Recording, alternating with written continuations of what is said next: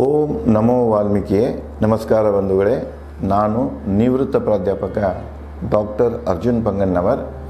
ಹೇ ಸೀತಾರಾಮ್ ವಾಹಿನಿಯ ವಾಲ್ಮೀಕಿ ರಾಮಾಯಣ ಅಂದು ಇಂದು ಚಿಂತನ ಕಾರ್ಯಕ್ರಮದ 323ನೇ ಸಂಚಿಕೆಗೆ ತಮ್ಮೆಲ್ಲರಿಗೂ ಸ್ವಾಗತ. ಹಿಂದಿನ ಸಂಚಿಕೆಯಲ್ಲಿ ನಾನು ತಮಗೆ ಹೇಳಿದ್ದೆ, ರಾವಣನ ಒತ್ತಡಕ್ಕೆ ಮಣಿದು ಮಾರೀಚ ಜಿಂಕೆಯಾಗಿ ಸೀತೆ ಮುಂದೆ ಬರಲಿಕ್ಕೆ ಸಿದ್ಧನಾಗ್ತಾನೆ. ರಾವಣಿಗೆ ಸಂತೋಷ ಆಗ್ತಿದೆ. ಇಬ್ಬರು ಸೇರಿಕೊಂಡು ವಿಮಾನದಾಗ ಕುಳಿತು ವಾಯು ಮಾರ್ಗವಾಗಿ ಅಲ್ಲೇ ದಂಡಕಾರಣ್ಯಕ್ಕೆ ಬರ್ತಾರೆ. ಪಂಚವಟಿಯಲ್ಲಿ ರಾಮನ ಆಶ್ರಮವನ್ನು ಗುರುತಿಸ್ತಾರೆ. ಒಂದು ಯೋಜನೆಯಂತೆ ಆಕರ್ಷಿತ ಜಿಂಕೆಯಾಗಿ ಮಾರೀಚ ಅಲ್ಲಿ ಆಶ್ರಮದ ಬಳಿ ಅಲ್ಲಾಡಕ್ಕೆ ಹಿಡಿತಾನೆ. ಉಳಿದ ಜಿಂಕೆಗಳು ವಾಸನೆಯಿಂದ ತಿಳ್ಕೊಳ್ತಾವ, ಇವು ರಾಕ್ಷಸನ ರೂಪ ತೊಟ್ಟು ಬಂದಾನ ಅಂಥೇಳಿ ಅವೆಲ್ಲ ಓಡಾಕೆ ಹಿಡಿತಾವ. ಇನ್ನು ಕೆಲವೊಂದು ಅದನ್ನು ಭಕ್ಷಿಸಲಿಕ್ಕೆ ಮುಂದೆ ಬರ್ತಾವ, ಅವಾಗ ಹೆದರುವುದಿಲ್ಲ ಅವಕ್ಕೆ. ಹಾಗೆ ನಿಂತ್ಕೊಂಡು ಅವನ ಉದ್ದೇಶ ಏನಿರ್ತೈತೆ ಅಂದ್ರೆ, ಅಲ್ಲಿ ಅತ್ತ ಇತ್ತ ಅಲ್ದಾಡ್ತಾ ಸೀತೆಯನ್ನು ತನ್ನ ಅತ್ತ ಆಕರ್ಷಿಸ್ಕೊಳ್ಬೇಕಂತ ದುರುದ್ದೇಶ ಇರ್ತದೆ. ಅದಕ್ಕೆ ಅವನು ಸೀತೆ ಒಂದು ಕಡೆಗೆ ಕರ್ಣಿಕಾರ ಬೆಟ್ಟದ ಹೂಗಳನ್ನು ಆಕೆ ತಗೊಳ್ತಿರ್ತಾಳೆ ಪೂಜೆಗಾಗಿ. ಅಲ್ಲೇ ಅನುಸರಿಕೊಂಡು ಹೋಗಿ ಆಕೆ ಮುಂದೆ ಕಾಣಲಿಕ್ಕೆ, ಆಕೆಯನ್ನು ಆಕರ್ಷಿಸಲಿಕ್ಕೆ ಅವನು ಮಾರೀಚ ಆಕರ್ಷಿತ ಜಿಂಕೆ ರೂಪದಲ್ಲಿ ಬರ್ತಾನೆ. ಅವು ಅವನ ಬಳಿ ಬಂದರೂ ಸುಮ್ಮನೆ ಜಿಂಕೆಯಾಗಿ ನಿಂತ. ಹೂಗಳನ್ನು ಹರಿಯುತ್ತಾ ಬಂದಳು ಸೀತೆ. ಕರ್ಣಿಕಾರ ಹೂ ಗಿಡ ಬಳಿ ಜಿಂಕೆ ಹಿಂಡು ಕಂಡಳು. ಆಕೆ ಆ ಒಂದು ಕರ್ಣಿಕಾರ ಬೆಟ್ಟದವರೇ ಹೂಗಳನ್ನು ಹರಿತಾ ಬಂದಿರ್ತಾಳೆ, ಕೇಳ್ತಾ ಬಂದಿರ್ತಾಳೆ. ಬಂದು ಹೇಳಿದಾಗ ಅಲ್ಲಿ ಜಿಂಕೆಗಳ ಹಿಂಡನ್ನು ನೋಡ್ತಾಳೆ. ಚಿನ್ನವರ್ಣದ ಅತಿ ಮೋಹಕ ಎಂದೂ ನೋಡದ ವಜ್ರ ಹೊಳಪಿನ ಜಿಂಕೆ ಕಂಡಳು ಸೀತೆ. ಅಲ್ಲಿ ಅವೆಲ್ಲ ಓಡ್ತಿರ್ತಾವ, ಉಳ್ಕಿ ಹಿಂಡದಾಗಿನ ಜಿಂಕೆಗಳೆಲ್ಲ. ಅದರ ಮಧ್ಯದಲ್ಲಿ ಇದ್ದಂಥ ಒಂದು ಆಕರ್ಷಕ ಜಿಂಕೆಯನ್ನು ಕಾಣ್ತಾಳೆ. ಅದು ಒಂದು ವಜ್ರದಂತೆ ಹೊಳಿತಿರ್ತದೆ. ಆಕೆ ಮನಸ್ಸನ್ನು ಇಮಿಡಿಯೇಟಾಗಿ ತನ್ನಟ ಆಕರ್ಷಣೆ ಕೊಡ್ತಿದ್ದ ಅಂಥ ಜಿಂಕೆಯನ್ನು ನೋಡ್ತಾಳಕ್ಕೆ. ಮೋಹದ ಜಿಂಕೆಯತ್ತ ಸೀತೆ ಸಾಗಿದಳು. ಆ ಜಿಂಕೆ ನೋಡ್ಕೊಳ್ಳೆ ಅದರ ಕಡೆ ಹೋಗಕ್ಕೆ ಹಿಡಿತಾಳೆ. ಜಿಂಕೆ ನೆಗೆಯುತ್ತಾ ಓಡುತ್ತಾ ಮುಂದೆ ಸಾಗಿತು. ಅಕ್ಕಿ ಅದನ್ನು ಹಿಡ್ಕೊಳ್ಳೋಕೆ ಅದ್ರ ಬೆನ್ನು ಹತ್ತಾಳೆ. ಅದು ಹಂಗೆ ಜಿಗ್ತಾ ನೆಗುತ್ತಾ ಮುಂದೆ ಸಾಗ್ತಿದೆ. ಊನವಿಲ್ಲದ ಬಳಕು ನಡೆಯ ಸುವರ್ಣ ಮೈಕಟ್ಟಿನ ಸೀತೆ ಜಿಂಕೆ ಹಿಡಿಯಲು ಕೂಗಿದಳು ರಾಮನ. ನೋಡಿ, ಮತ್ತು ಇಲ್ಲೇ ವಾಲ್ಮೀಕಿಯವರು ಈ ಸಂದರ್ಭದಲ್ಲಿ ಸೀತೆಯ ಸೌಂದರ್ಯವನ್ನು ಈ ರೀತಿಯಾಗಿ ಬಣ್ಣಿಸಿದ್ದಾರೆ. ಊನವಿಲ್ಲದ ಅಂದ್ರೆ ಅವಳ ಮೈಯಲ್ಲಿ, ಶರೀರದಲ್ಲಿ ಯಾವುದೇ ಒಂದು ನ್ಯೂನ್ಯತೆ ಇಲ್ಲ. ಕಿವಿ, ಕಣ್ಣು, ಮೂಗು, ಮೈಕಟ್ಟು ಎಲ್ಲ ಏನಂದ್ರೆ ಎಲ್ಲಿಯೂ ನ್ಯೂನ್ಯತೆ ಇಲ್ಲ. ಅಂತಹ ಸದೃಢ ಮತ್ತು ಚಂದ ಮೈಕಟ್ಟಿನ ಸ್ತ್ರೀ ಯುವತಿ ಸೀತೆಯಾಗಿದ್ದಳು. ಬಳಕುವ ನಡ, ಹೂವಿನ ಬಳ್ಳಿ ಹಾಗೆ ಇದು ಮಾಡ್ತಿದ್ದಾರೆ, ಬಳಕ್ತಿದ್ದಲ್ಲ ಹಾಗೆ ಆಕೆ ನಡೆಯಾಕತ್ತಂದ್ರೆ ಬಳ್ಳಿಗತೆ ಇದಾಗ್ತಿತ್ತು. ಸುವರ್ಣ ಮೈಕಟ್ಟಿನ ಆಕೆ ಬಣ್ಣ ಹೇಗಿತ್ತಪ್ಪ ಅಂದ್ರೆ ಹೊಂಬಣ್ಣ ಇತ್ತು. ಬಂಗಾರ ಬಣ್ಣದ ಮೈಕಟ್ಟಿನ ಸೀತೆ ಜಿಂಕೆ ಹಿಡಿಯಲು ಕೂಗಿದಳು ರಾಮನ. ತಾನು ಹಿಡಿಯಕ್ಕೆ ಹೋಗ್ತಾಳೆ, ಅದು ಮುಂದೆ ಓಡಾಕೆ ಹಿಡಿತೈತಿ. ತನ್ನ ಸಹಾಯಕ ರಾಮನ ಕರಿತಾಳೆ, ಜಿಂಕೆ ಹಿಡಿದುಕೊಡು ಬಾ ಅಂತೇಳಿ ರಾಮನನ್ನು ಸೀತೆಯು ಕರೀತಾಳೆ. ಲಕ್ಷ್ಮಣನೊಂದಿಗೆ ಬೇಗ ಬಾ ನೋಡು ಜಿಂಕೆಯ. ರಾಮನೊಬ್ಬನ ಕರೀದಿಲ್ಲ ಆಕೆ, ಲಕ್ಷ್ಮಣನ ನಿನ್ನ ಕರ್ಕೊಂಡು ಬಾ. ಇಬ್ಬರು ಕುಡ್ಕೊಂಡು ಆ ಜಿಂಕೆಯನ್ನು ನೋಡಿ, ಎಷ್ಟು ಆಕರ್ಷಿತ ಜಿಂಕೆ ಇದೆ, ವಿಶೇಷ ಜಿಂಕೆ ಇದೆ. ಇಲ್ಲಿ ತನಕ ನಾವು ನೋಡಿದ ಜಿಂಕೆಗಳಾಯಿತು, ನೀವು ಬೇಟೆ ಮಾಡಿದ ಜಿಂಕೆಗಳಾಯಿತು, ಆ ಎಲ್ಲ ಜಿಂಕೆಗಳಿಗಿಂತ ವಿಭಿನ್ನ ಕಾಣಿಸ್ತಾ ಇದೆ. ಅದಕ್ಕೆ ಲಕ್ಷ್ಮಣನೊಂದಿಗೆ ಬೇಗ ಬಾ ನೋಡುವ ಜಿಂಕೆ ಅಂಥೇಳಿ ಸೀತೆ ರಾಮನನ್ನು ಕರೀತಾಳೆ. ರಾಮನಿಗೆ ನುಡಿದಳು ಅವಸರದ ಸೀತೆ. ನರಸಿಂಹದಂಥ ಲಕ್ಷ್ಮಣರು ಸೀತೆ ಬಳಿ ಬಂದು ಕಂಡರು ಚಿನ್ನದ ಜಿಂಕೆ. ಅವಸರದಿಂದ ರಾಮನ ಕರೀತಾಳೆ. ಇಬ್ಬರು ಬಂದು ಬಿಡ್ತಾರೆ ಓಡ್ಕೊಂಡು. ಬಂದ ಆ ಮಾಯದ ಜಿಂಕೆಯನ್ನು, ಆ ಆಕರ್ಷಿತ ಜಿಂಕೆಯನ್ನು ಲಕ್ಷ್ಮಣರು ಕೂಡ ನೋಡ್ತಾರೆ. ಲಕ್ಷ್ಮಣ ನುಡಿದ ರಾಮನಿಗೆ, ನೋಡಿ ಲಕ್ಷ್ಮಣ ಮಹಾ ಬುದ್ಧಿವಂತ ಇರ್ತಾನೋ. ಅವೇನು ಬಂದು ನೋಡಿದ ತಕ್ಷಣ ಅವನಿಗೆ ಗ್ರಹಿಸ್ಕೊಳ್ತಾನೋ. ಇಷ್ಟೆಲ್ಲ ನಾವು ಜಿಂಕೆಗಳನ್ನು ನೋಡ್ಯಾವ, ಇಂಥ ಜಿಂಕೆ ನಾವು ನೋಡಿಲ್ಲ ಅಂದರೆ ಇಲ್ಲಿ ಏನೋ ಒಂದು ಮಸಲತ್ತಿದೆ, ಏನೋ ಒಂದು ಕುತಂತ್ರ ಇದೆ ಅಂಥೇಳಿ ಸುಲಭವಾಗಿ ಗುರುತಿಸಿಕೊಳ್ತಾನೆ. ಯಾರು ಲಕ್ಷ್ಮಣ ಅದನ್ನು ತಿಳ್ಕೊಂಡು ಬಿಡ್ತಾನೆ, ಅಷ್ಟು ಅಂಟಿಡಿವಿರ್ತಾನೆ, ಬುದ್ಧಿವಂತ ಇರ್ತಾನೆ. ಅದಕ್ಕೆ ಲಕ್ಷ್ಮಣ ನುಡಿದ ರಾಮನಿಗೆ, ಈ ಜಿಂಕೆ ಮಾರೀಚನಾಗಿರಬಹುದು. ಅಣ್ಣ, ಈ ಜಿಂಕೆ ಸಾಮಾನ್ಯ ಜಿಂಕೆ ಅಲ್ಲ, ಇದು ಸಹಜ ಜಿಂಕೆ ಅಲ್ಲ, ಮಾರೀಚನ ಬಂದಿರಬೇಕು. ಮಾರೀಚ ಯಾಕಂದ್ರೆ ಇಚ್ಛಾರೂಪಿ ಅದ. ನಾವು ಯಾವಾಗ ಏನು ಬೇಕಾದ್ರೂ ಉಪಸರಣ ಮಾಡ್ತಾನೆ, 100% ಹೇಳಿಬಿಡ್ತಾನೆ. ನಾವು ಮಾರೀಚನ ಈ ರೂಪ ಧಾರಣೆ ಮಾಡ್ಕೊಂಡು ಬಂದಾರನ ಎಚ್ಚರಂತ ಲಕ್ಷ್ಮಣ ರಾಮನಿಗೆ ಹೇಳ್ತಾನೆ.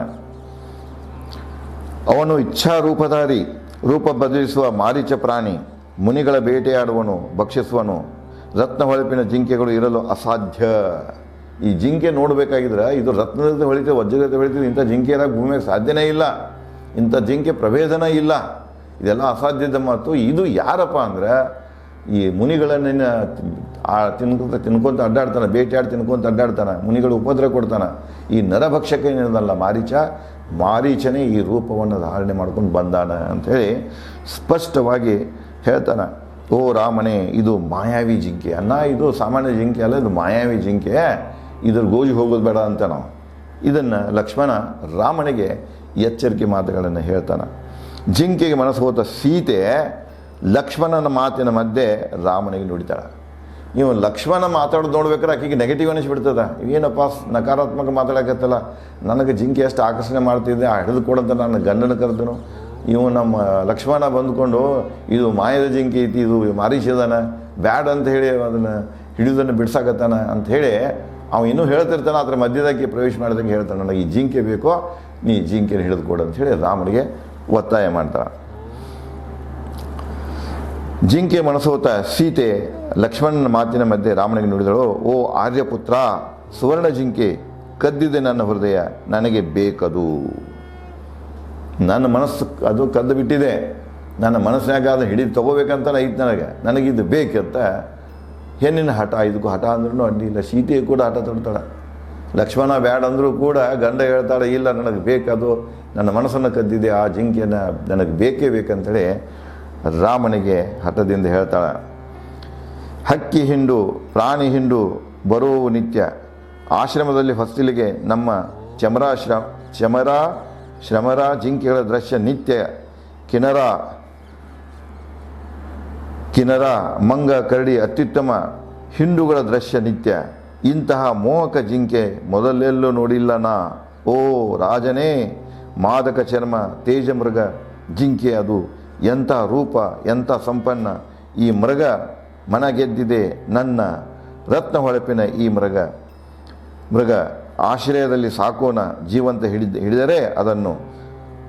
ಇಲ್ಲಿ ಹೇಳ್ತಾಳಕ್ಕೆ, ನಾವು ನಿತ್ಯ ಎಲ್ಲ ನೋಡ್ತೇವೆ, ಇಲ್ಲಿ ಪ್ರಭೇದಗಳನ್ನು ಹೇಳ್ತಾನೆ. ಚಮರ ಅನ್ನೋದು ಅದು ಜಿಂಕೆ ಪ್ರಭೇದ, ಶ್ರಮರ ಅನ್ನೋದು ಜಿಂಕೆ ಪ್ರಭೇದ, ಕಿನ್ನರ ಅನ್ನೋದು ಜಿಂಕೆ ಪ್ರಭೇದ. ಈಗ ಹಲವಾರು ಪ್ರಭೇದದ ಜಿಂಕೆಗಳು ನಮ್ಮಲ್ಲೇ ಸುಳಿತಾ ಇರ್ತಾವ. ಕರಡಿಗಳೂ ಬರ್ತಾವ, ಮಂಗಗಳು ಬರ್ತಾವ, ಎಲ್ಲ ಪ್ರಾಣಿ ಪಕ್ಷಿಗಳು ನಮ್ಮ ಮುಂದೆ ಹಿಂದಾಗಿ ಬಂದು ಹೊಂಟಿರ್ತಾವೆ, ಎಲ್ಲರೂ ನೋಡಿದೆ ನಾವು. ಆದರೆ ಇಷ್ಟೊಂದು ಮನಸ್ಸನ್ನು ಗೆಲ್ಲುವಂಥ ಜಿಂಕೆಯನ್ನು ನಾ ಎಲ್ಲಿಯೂ ನೋಡಿಲ್ಲ. ಅದಕ್ಕೆ ನೀ ಏನು ಮಾಡಂದರೆ ಅದನ್ನು ಜೀವಂತ ಹಿಡಿದಂದರೆ ನಾವೇನು ಮಾಡೋಣ, ನಮ್ಮ ಆಶ್ರಮದಲ್ಲಿ ಸಾಕೋಣ ಅಂತ ಹೇಳ್ತಾಳೆ. ಆಶ್ರಮದಲ್ಲಿ ಸಾಕುವಂಥ ಜೀವಂತ ಹಿಡಿದರೆ ಅದನ್ನು ವನವಾಸ ಮುಗಿಸಿ ಭರತನಿಗೆ ಕೊಡುಗೆಯಾಗಿ ಕೊಡೋಣ. ಅದನ್ನು ಜೀವಂತ ಹಿಡಿಯೋಣ, ನಮ್ಮ ಆಶ್ರಮದಾಗ ಸಾಕೋಣ. 14 ವರ್ಷ ಆದ ನಂತರ ನಾವೇನು ಅಯೋಧ್ಯೆಗೆ ಹೋಗ್ತೇವೆ, ಇದನ್ನೇ ಕೊಡುಗೆ ಅಂತ ಒಂದು ಗಿಫ್ಟ್ ಅಂತ ತಗೊಂಡು ಭರತನಿಗೆ ಅರ್ಪಿಸೋಣ ಅಂತ ಹೇಳಿ ಸೀತೆ ರಾಮನಿಗೆ ಹೇಳ್ತಾಳೆ. ಮುಂದುವರೆದು ಹೇಳ್ತಾಳ, ಬೇಟೆ ಮಾಡಿ ಹಿಡಿದರೆ ಅದರ ಮೋಹಕ ಚರ್ಮ ಸಂರಕ್ಷಿಸೋಣ, ಉತ್ತಮ ಪಕ್ವಾನ ತಯಾರಿಸೋಣ. ಒಂದು ವೇಳೆ ನಿನಗೆ ಅದನ್ನು ಜೀವಂತ ಹಿಡಿಯೋಕ್ಕಾಗಲಿಲ್ಲ ಅಂದ್ರೆ ಅದನ್ನೇನು ಮಾಡು, ವಧೆ ಮಾಡು, ನಿನ್ನ ಬಾಣಗಳಿಂದ ವಧೆ ಮಾಡು. ಅದನ್ನು ಕೊಂದು ತೊಗೊಂಡು ಬಾ, ಜೀವಂತ ಹಿಡ್ಕೊಂಬ. ಜೀವಂತ ಸಾಧ್ಯ ಆಗಲಿಲ್ಲ ಹಿಡ್ಯಾಕ, ಅದನ್ನು ಕೊಂದು ತೊಗೊಂಬ ಅಂತಾಳೆ. ಕೊಂದು ತಂದ ನಂತರ ಏನು ಮಾಡೋಣ ಅಂದ್ರೆ, ಇಲ್ಲಿ ನೋಡಿ, ಬೇಟೆ ಆಹಾರ ಅಂತ ಅದನ್ನು ನಾವು ಸೇವಿಸಬೇಕಾದಾಗ ಮಾತ್ರ ಬೇಟೆ ನಿಯಮ ಇದು. ಮನರಂಜನೆಗಾಗಿ ಬೇಟೆ ಮಾಡುವಂಗಿಲ್ಲ, ಆಹಾರಕ್ಕಾಗಿ ಬೇಟೆ ಮಾಡಬೇಕು, ಉಡುಪಿಗಳಿಗಾಗಿ ಬೇಟೆ ಮಾಡಬೇಕು. ಒಂದು ಉದ್ದೇಶ ಇರಬೇಕು ಬೇಟೆ ಮಾಡೋದ್ರಿಂದ. ಯಾವುದೇ ಉದ್ದೇಶ ವಿನಾಕಾರಣವಾಗಿ ಬೇಟೆ ಮಾಡಕೂಡದು ಅಂತ ಬೇಟೆ ನಿಯಮವನ್ನು ವಾಲ್ಮೀಕಿಯವರು, ನಾನು ನಿಮಗೆ ಅಯೋಧ್ಯಾಕಾಂಡದಲ್ಲಿ ಅವರು ಈ ಕಡೆಗೆ ವನವಾಸ ಬರೋ ಕಾರಣಕ್ಕೆ ಹೇಳಿದ್ದನ್ನು ತಮಗೆ ಗಮನಕ್ಕೆ ತಂದೆ ನಾನು. ಇಲ್ಲಿಯೂ ಕೂಡ ಅವರೇನು ಹೇಳ್ತಾರಂದ್ರೆ, ನೀನು ಬೇಟೆ ಮಾಡಿ ಹಿಡಿದರೆ ಅದರ ಮೋಹಕ ಚರ್ಮ ಸಂರಕ್ಷಿಸಿಕೊಳ್ಳೋಣ, ಅದರ ಚರ್ಮವನ್ನು ರಕ್ಷಣೆ ಮಾಡಿ ಇಟ್ಕೊಳ್ಳೋಣ ನಾವು. ಚರ್ಮ ಬೇಕಾಗ್ತಿದೆ. ಉತ್ತಮ ಪಕ್ವಾನ ತಯಾರಿಸೋಣ. ಅದರಿಂದ ಏನು ಮಾಂಸ ಬರ್ತಿದೆಯಲ್ಲ, ಆ ಮಾಂಸದ ಉತ್ತಮ ಆಹಾರವನ್ನು ತಯಾರಿಸಿ ಇವತ್ತಿನ ಸುಖಭೋಜವನ್ನು ಮಾಡೋಣ. ಅಂದರೆ ಜಿಂಕೆ ಬೇಟೆಯಾಡುವ ಚರ್ಮನೂ ಇಟ್ಕೊಳ್ಳೋಣ, ಅದ್ರ ಮಾಂಸವನ್ನು ಇವತ್ತೇ ಅಡುಗೆ ಮಾಡಿ ಊಟ ಮಾಡೋಣ 3 ಜನ ಅಂತ ಹೇಳ್ತಾಳೆ. ಇಂತಹ ಬಯಕೆಗೆ ಸ್ತ್ರೀಗೆ ತರಬಲ್ಲ, ಆದರೂ ಚಿನ್ನದ ಜಿಂಕೆ ಕುತೂಹಲ ಹೆಚ್ಚಿದೆ ನನ್ನ ಮನದಲ್ಲಿ. ಅದನ್ನು ಹೇಳ್ತಾಳೆ ಆಕೆ. ಈ ನಮನೆ ಆಶೆ ವ್ಯಕ್ತಪಡಿಸೋದು ಹೆಣ್ಣಿಗೆ ಸರಿಯಲ್ಲ, ಇದು ತರವಲ್ಲ, ನನಗೂ ಗೊತ್ತಿದೆ. ಲಕ್ಷ್ಮಣ ಹಾಗೆ ಹೇಳ್ತಿದ್ದಾನೆ, ನನ್ನ ಮನಸ್ಸು ಇದು ಕದ್ದಿದೆ, ನನಗೆ ಬೇಕಾಗಿದೆ, ಅದು ಜೀವಂತ ಇಲ್ಲ ಸತ್ತರ ಅದನ್ನು ಕೊಂದರೆ ತಂದು ಕೊಡಂತ ನಾನು ಹಠ ಮಾಡ್ತಾ ಇದ್ದಿದ್ದು ಸರಿಯಲ್ಲ, ನನಗೆ ಗೊತ್ತಿದೆ. ಆದರೂ ಕೂಡ ಆ ಜಿಂಕೆಯ ಬಗ್ಗೆ ಕುತೂಹಲ ನನ್ನ ಮನಸ್ಸಿನಲ್ಲಿ ಹೆಚ್ಚಿದೆ ರಾಮ ಅಂತ ಹೇಳಿ ತನ್ನ ಅಸಹಾಯಕತೆಯನ್ನು ರಾಮನಿಗೆ ಹೇಳ್ತಾಳೆ. ಮುಂದುವರೆದು, ಹೊಂಗಿರಣದಂತೆ ಮಿಂಚುವ ನಕ್ಷತ್ರದಂತೆ ಹೊಳೆಯುವ ಚುಕ್ಕಿಗಳ ಮೋಹದ ದೃಶ್ಯ ಜಿಂಕೆಗೆ ಮನಸೋತ ರಾಮನು ಕೂಡ ಅದು ನೋಡ್ತಾನೆ, ಅದರ ಹೊಳಪು ನೋಡ್ತಾನೆ, ಅದರ ಅಂದ ಚಂದ ನೋಡ್ತಾನೆ, ಮೈಮಾಟ್ ನೋಡ್ತಾನೆ. ಅವನಲ್ಲಿ ಏನಾಗ್ತಿದೆ ಅದನ್ನು ನಾನು ಹಿಡಿಯಬೇಕನ್ನುವಂಥದ್ದು ಅವನಲ್ಲಿ ಒಂದು ಮನವರಿಕೆ ಅದನ್ನೇ ಒಂದು ಇಚ್ಛೆಯನ್ನು ಮಾಡ್ತಾನೆ. ರಾಮನ ಮನಸೋತನು. ಮೃಗದ ಮೋಹ ಸೀತೆಯ ಬಯಕೆ ಸೋತು ರಾಮ ನುಡಿದ ಲಕ್ಷ್ಮಣಿಗೆ. 2 ಬಂದು ಮುಂದೆ ಅವನ ಚಾಯ್ಸ್. ಒಂದು, ಆ ಮೃಗನೂ ಅವನನ್ನು ಆಕರ್ಷಣೆ ಮಾಡ್ತಾ ಇತ್ತು, ಅಂದರೆ ಮೃಗದ ಮೇಲಿನ ಮೋಹ, ಜಿಂಕೆ ಮೇಲಿನ ಮೋಹ. ರಾಮನಿಗೂ ಆ ಜಿಂಕೆಯ ಮೇಲೆ ಮೋಹ ಬರ್ತಿದೆ, ಮೋಹ ಆಗ್ತಿದೆ. ಒಂದು ಕಡೆ ಜಿಂಕೆ ಮೇಲಿನ ಮೋಹ, ಎರಡನೇ ಕಡೆಗೆ ಸೀತೆಯ ಬಯಕೆ. ಆಕಿ ಬಯಕೆ ಮಾಡ್ಯಾಳ, ಕೇಳ್ಯಾರಂದ ಕೂಡಲೇ ಮತ್ತು ಹೆಂಡತಿ ಕೇಳ್ತಾಳಂದ ಕೂಡಲೇ ಅದನ್ನು ಪೂರೈಸಬೇಕಾಗ್ತಿದೆ. ಗಂಡ ಆದವನು, ಪತಿ ಆದವನು ಪೂರೈಸಬೇಕಾಗ್ತಿದೆ. ಆಕೆ ನನಗಿದು ಬೇಕು, ಇದು ಜೀವಂತ ಬೇಕಿಲ್ಲ, ಅದನ್ನು ಕೊಂದರೆ ತಂದನ್ನು ಚರ್ಮ ಕೊಡುವಂತ ಆಕೆ ಏನು ಹೇಳ್ತಾಳ, ಈ ಎರಡೂ ಇಟ್ಕೊಂಡು ಅವ ಏನು ಮಾಡ್ತಾನಂದ್ರೆ, ರಾಮ ನುಡಿದ ಲಕ್ಷ್ಮಣಿಗೆ ಈ ಎರಡೂ ಒಂದು ಕಡೆಗೆ ತನ್ನ ಮೋಹನ ಇರ್ತದೆ, ಇನ್ನೊಂದು ಕಡೆಗೆ ಸೀತೆ ಬಯಕೆ ಇರ್ತದೆ. ಎರಡೂದ್ರ ಮಧ್ಯೆ ನಾನೇನು ಮಾಡಬೇಕು ಅನ್ನೋದನ್ನು ರಾಮ ಲಕ್ಷ್ಮಣನಿಗೆ ಹೇಳ್ತಾನೆ. ಮುಂದೆ ಏನು ಹೇಳ್ತಾನೆ ಮತ್ತು ಲಕ್ಷ್ಮಣ ಅದಕ್ಕೆ ಹೆಂಗೆ ಸ್ಪಂದಿಸ್ತಾನೆ, ಏನು ಬೆಳವಣಿಗೆಗಳಾಗ್ತಾವೆ ಅನ್ನೋದನ್ನು ನಾನು ತಮಗೆ ಮುಂದಿನ ಸಂಚಿಕೆಯಲ್ಲಿ ಹಂಚಿಕೊಳ್ಳುತ್ತೇನೆ. ಧನ್ಯವಾದಗಳು.